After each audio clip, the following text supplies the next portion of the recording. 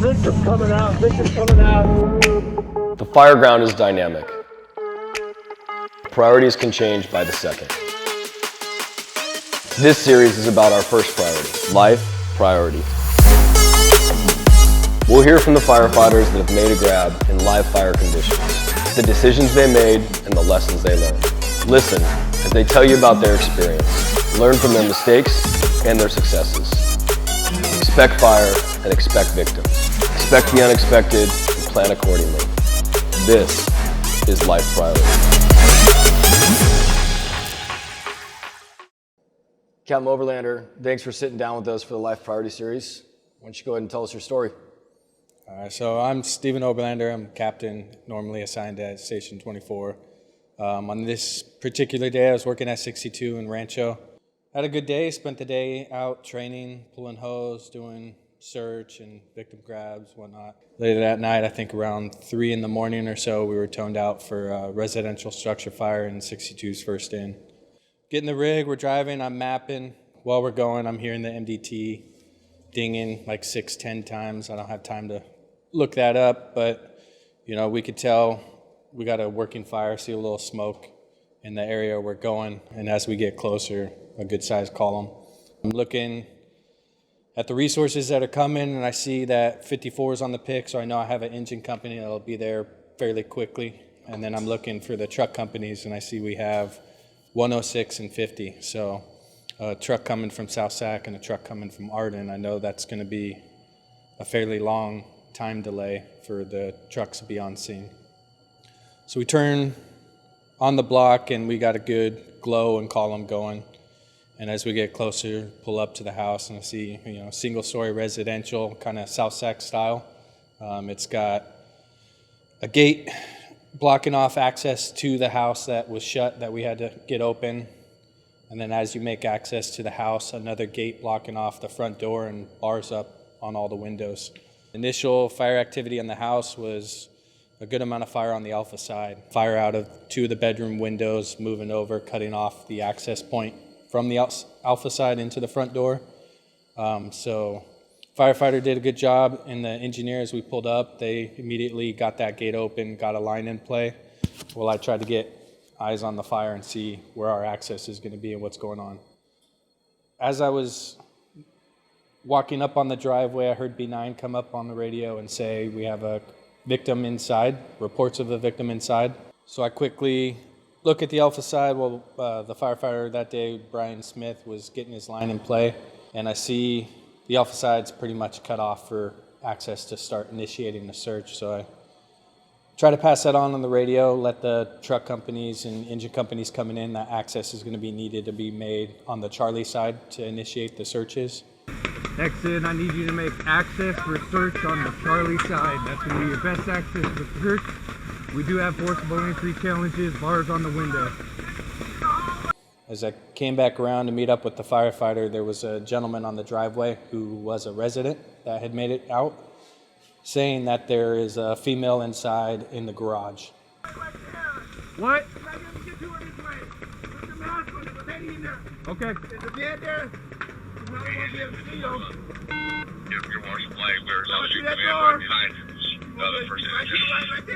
Right here? Yeah. We got a confirmed rescue. This converted garage. I need the garage opened up right now.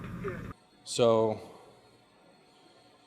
no one else is on scene. Kind of had a decision to make. In my mind, I had no other options. It was stay with the firefighter and initiate attack, and don't know when the search is going to be started, or firefighter's on his own and I've got to go in solo and start doing the search. If all open up, this is my bedroom right here. You think you got a confirmed rescue? You get that garage open up, we'll bring us on to that garage. Back up! Back up! On the other side of the door, back up, please! Yeah. 61, go ahead and go. Oh, we laying down. You go in. On the...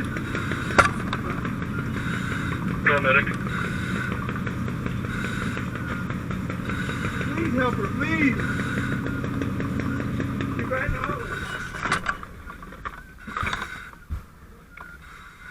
So I made the decision. I left Brian on his own to start knocking on the fire and do what he can. And I made access to the Bravo side man door going into the garage. Opened the door and noticed that it was a converted garage, communicated that over the radio and was asking for some ventilation for that room.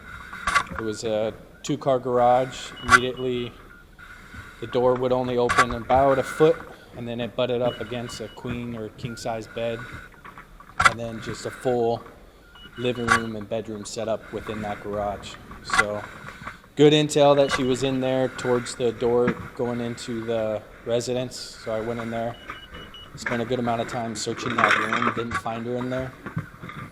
Good smoke conditions, no real heat. Smoke was about down to where the bed would be, so that 3-4 foot range. Did what felt like a good amount of time searching that room. Wanted to make sure before I moved in to that house. She wasn't in there, so I pushed in through the door into the residence. From there, it kind of went to like a little hallway and like a breakfast nook area, and then it opened up to the main part of the house. As I went in, just searching, I hit on the left a refrigerator and a sink, and it's like, okay, I'm in the kitchen. And I kind of reach out and touch 2 sides of the walls and go 5 feet in and hit another wall. I'm like, okay, this is a really small kitchen. She's not in there, so I come back around and go around the corner, and it opens up again, and that's an actual kitchen. So they had kind of some modifications to the house in the second kitchen. I think around that time, 54 was on scene and 61 was arriving with their medic. 54 took command, and their firefighter came up to assist with the fire attack and the search, and the engineer was helping out with the water supply. 61's medic was put on standby for patient care, and then engine 61 was coming all in to assist. And that's where I found the victim, kind of in the breakfast nook area of the house. Communicated that over the radio.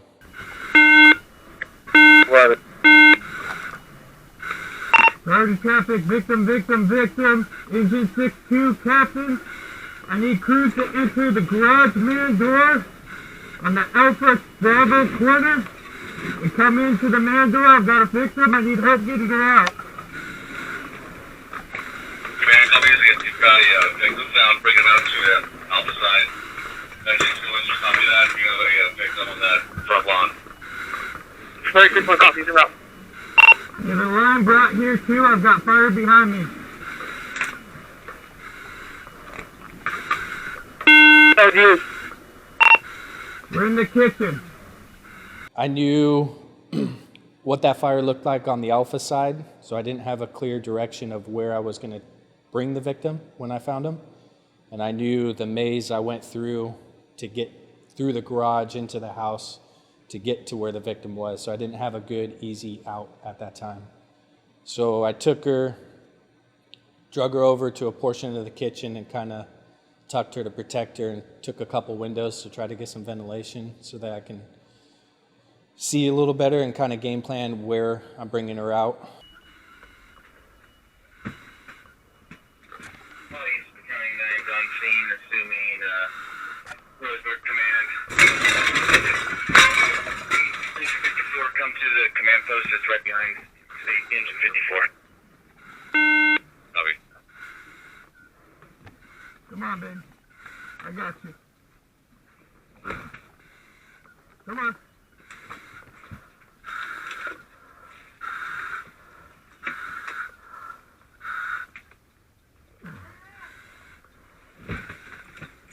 Right here. Let's go.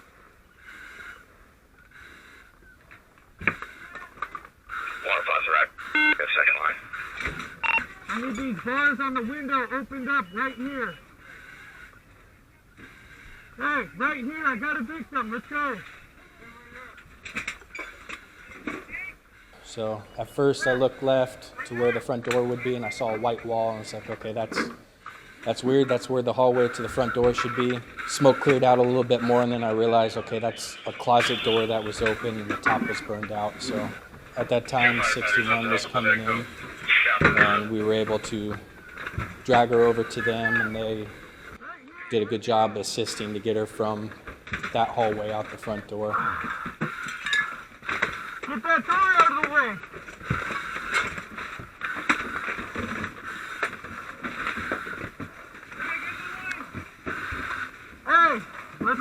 right here. Let's go, grab the feet. Start pulling, go.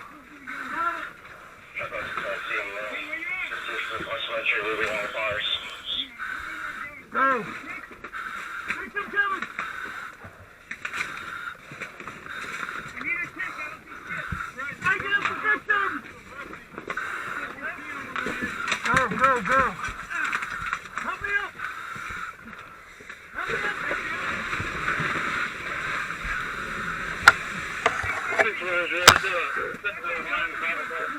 Let's go.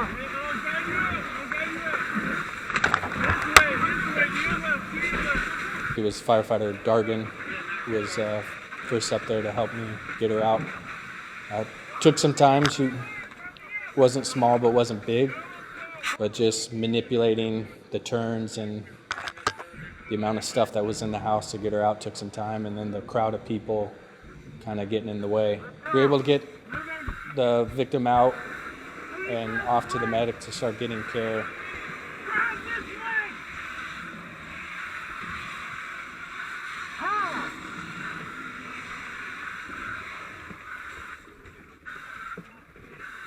Command 6-2, we got one victim out on the alpha side. I need medic.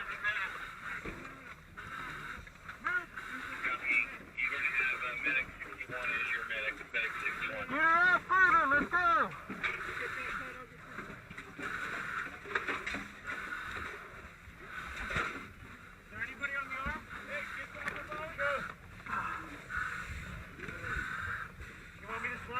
Let's go, get her out!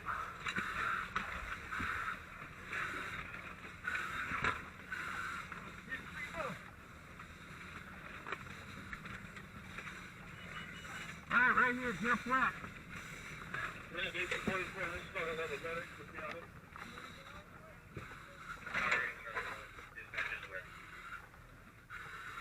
That's when I heard something about a second victim potentially in the house. I turned around, went right back in, and hit the hallway and went to the first bedroom.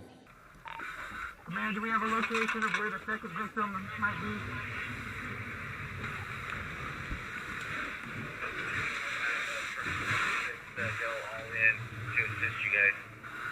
I need these bars removed from the windows.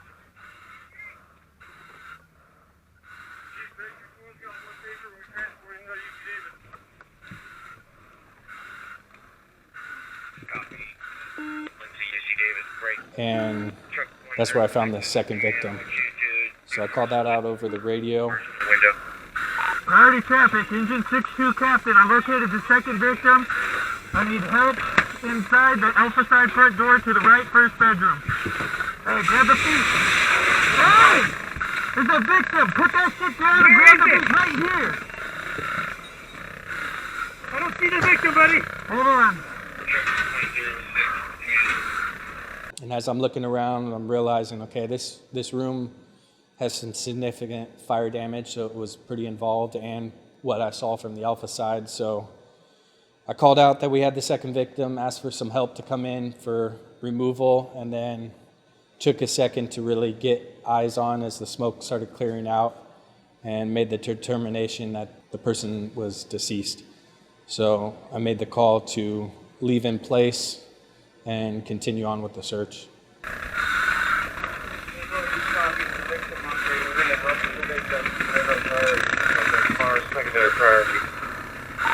Command 6-2, this is going to be a 10-5-5. We're going to leave in place.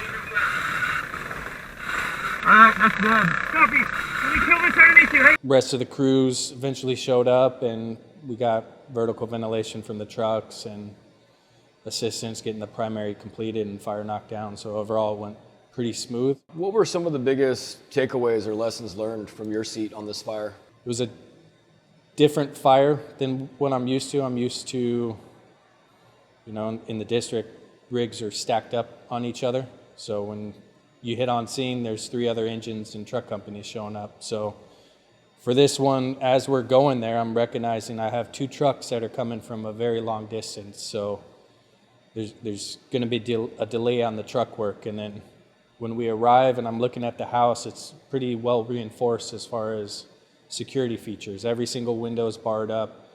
a gate at the driveway, a gate at the front door, and a security door at the front door.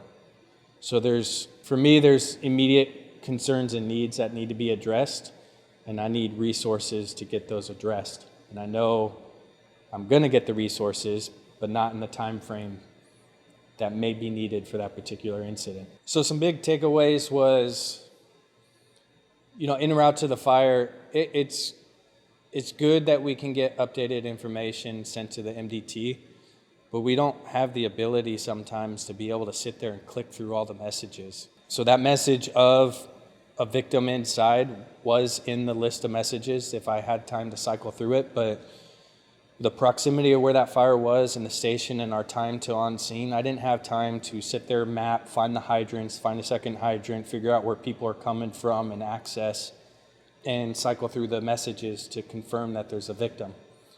Let alone, I can't imagine the BC driving, switching to the radios, mapping, doing all that, having time to really sit there and go through the messages. So that's good intel that I would have liked to have gotten earlier. Something that would be nice is if we get that kind of information from dispatch, is somebody coming up on the TAC channel and relaying it right when we get that information versus the delay. So that information came while we're en route, but wasn't relayed on the radio until I was already on the driveway. An emphasis on a building with bars on the windows and a working fire. That was a good takeaway. Is I see the amount of fire on the Alpha side, and I am going to leave the firefighter solo and go in solo to the house, which is something we don't typically do. We usually go in with a team of 2. So I know what it looks like on the outside, and I see what's coming out of those 2-bedroom windows. I have good idea what's going on in the garage because I can see it, but I don't know what it's going to be as I progress throughout that house to search. So it was concerning. I wanted those bars off the window in case something went a little different and I had to make egress or found somebody and had to ditch them out a window real quick. So that was a takeaway of, maybe more emphasis needs to be put on mitigating those risks and dropping some bars on the windows quicker. When we showed up looking at that Alpha side and seeing the amount of fire on that front side, knowing that certain access points are cut off, I could see on, typically if we're cut off from the front, searches can be initiated from the Charlie side or a side, right? I looked at the Alpha Delta and saw the fence line with a shed right there. So it's like, okay, Alpha side entrance is cut off, Delta side entrance is cut off, okay? Crews need to go down the Bravo and make access off the Charlie. I asked for the searches to be initiated on the Charlie. As it progressed and I got the intel, I went in the garage later after the fire and I was able to walk the building and truly identify the makeup and layout of the building. This was our typical 3 and 2 single story, 1,200 square foot house, but with multiple add-ons. So when you walk through that front door, there was a double door that would be normally a living room that was converted into a bedroom. When you went down the right, you had your 2 bedrooms, a bathroom, and then another master bedroom with a bathroom, right? As you went left down the hall, you had a kitchen and a living room. And in the living room, the double door or the slider that would typically go out to the backyard. And there was a security door on that slider. Well, if you opened that slider and the security door and walked out, you didn't go into the backyard. As I was able to, after the fire, get a 360 on that building, there was another addition on that Bravo side rear of the building that went from that all the way to the fence line. So there was no way that anybody could have walked around and made access on that Charlie side through the backyard. To get there would be, you had to go through the house. Bars on all the windows, heavily reinforced, and to be able to access certain parts of the house, you had to go through the house to get to the backyard to be able to access from the exterior the other bedrooms. So everybody showed up and did a phenomenal job. Crews were going to work, recognized what needed to be done, and got things done. I got help where I needed to be. We had people coming, it's just where they're coming from, a long delay. To have the 2 truck companies coming from so far away, they're not there in that time frame of when they need to be able to do coordinated ventilation, initiate the searches, and soften the structure. We had 54 show up fairly quick, but they got stuck taking command. So you're already down the engine company with one person having to do that. That opens up the discussion on some of these fires, like do you take command, do you pass command? It's just one of those fires where we needed closer resources and more resources in a smaller time frame. Tell me a little bit about your search. You can see from the video, but it's hard for us to kind of picture. It looks not really good visibility, but what were heat conditions like for you? And what was your search technique? Was it a combination of the TIC and traditional searching? Was it just one? Run us through that. So as I entered in the garage, there was smoke. It wasn't blacked out conditions to the floor. The smoke level was down to the bed, there was a good layer. So on the Alpha kind of Charlie side of the garage, there's two little skinny windows going up that had failed and fed that garage with smoke. So no heat in the garage, just kind of cold smoke, but enough that you didn't have visibility. But if you got real low, you can see through it maybe 2 feet or so, or a little bit more. So I initiated my search. I left my tools and just searched with my hands. Got low. As I moved around, would every once in a while shoot the TIC to orient myself and then check the conditions above me as I progressed through the building. I was able to get through that room pretty quickly and then move into the house. As I went into the house, there was a little bit of heat, but it was nothing concerning. The smoke conditions were worse in the house than in the garage, just because the fire was in the house and it was able to travel throughout that house a little bit better. When I found her, there's a little fire on the backside of me from coming in from the windows. But once I took the windows in the kitchen, smoke conditions improved pretty quick.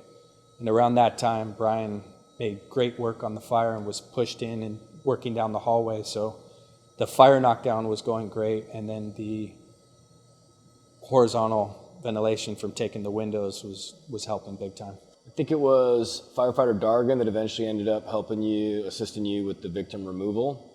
How did patient packaging go, victim packaging? So initially, when I found her, I went to bear hug her and pick her up, spun her around, folded her feet, and picked her up kind of in the headlock position, and got her over to the door. That's when Dargan and 61 came in, so I was like, okay, great position. Hey, grab her feet, I'll get the head.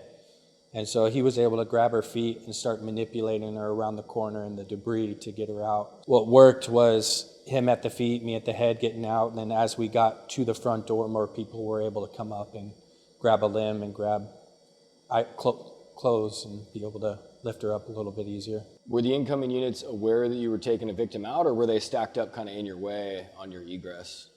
So they were aware. I voiced that over the radio. That was able to come out, and I was able to get a location of where I am and where I need people to go. So 61 was able to get there, but the timing, everybody's starting to arrive on scene and everybody's coming to work. So that door getting out did get kind of crowded. The process of, Dargan coming in to help and getting her was great, but it kind of hindered some things on his ability to be able to get out, because at one point so many people piled in, they kind of knocked him. What would have been better for him is if some people just kind of got out of his way and let him back up. One person kind of helped guide him out, but he did a phenomenal job getting her and pulling her out. It's one of those times where everybody's running up to help, but sometimes some people need to just stay back and give some room so that process can go smooth. In regards to the second victim, run us through your thought process and determination to leave that deceased victim in place. So that was kind of initially a tough decision. I went back in, hooked, and went in that bedroom and identified, we got a second victim. So I called that out and then was piecing together, the amount of fire activity that was in that room and how that room looked. So I wanted to take a second and look and identify, is this a victim or is this a deceased, body? So I was able to just pause for a minute, get down low, and really get eyes on the body and confirm from there. It was obviously deceased, and I didn't want to pull out an obvious deceased person, and I didn't want to leave somebody that's potentially alive. You know, like I wouldn't be able to consciously deal with that if I did that. So I took a minute to really get down low and get good eyes, and then attempted to move them, and it was like picking up a mannequin. It did not move like a normal body. For me, it was pretty clear that this person's deceased and had significant exposure to that fire environment. So, What if anything, would you have done different on this fire? you know, there's always areas to improve. I don't know. I've watched the video a few times and talked with people about it. I don't know if there's anything I could have done different. You know, my options were made when we showed up there. Confirmed victim, we're the only ones there. You know, to me, I didn't have options. The firefighter had to do their thing and take care of the fire, and I had to go inside the house solo. So my decisions were made for me. And then the support was great from the companies going there. Well, thanks, Captain Overlander. Before we shut it down, is there anything you'd like to add? Nah, man. All right, cool. Fire service is about tradition. One of our traditions is about passing on our experiences and our lessons learned. When we do this, the story doesn't focus on the individual, but the team and the outcome. These lessons are shared so that you can better serve the public and your fellow firefighters. If you have a rescue and you're hesitant to tell your story, remember, the lessons you share may help save someone else's life or your own.